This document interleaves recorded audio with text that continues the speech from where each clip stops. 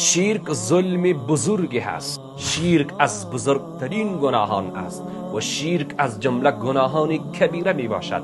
دوست عزیز من، حضرت ابو هریره رضی الله تعالی عنه روایت می کند رسول الله صلی الله تعالی علیه و سلم فرمود از 7 گناه نابود کننده و هلاک کننده اجتناب بکنید.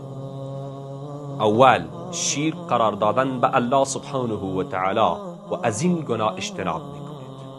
دوم، سحر و یا جادوگری. سیوم، کشتن انسان را به ناحق. چهارم، خوردن سود. پنجم، خوردن مال یتیم. و ششم، تهمت زدن به زنان پاک و دامن و عفت که از فساد اخلاقی بیخبر هستند.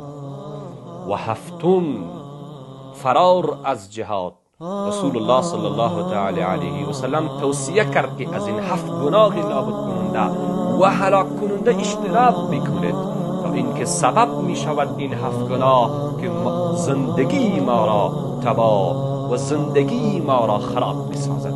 پس اگر می خواهید دوست عزیزم زندگی خوبی داشته باشید، باید از این 7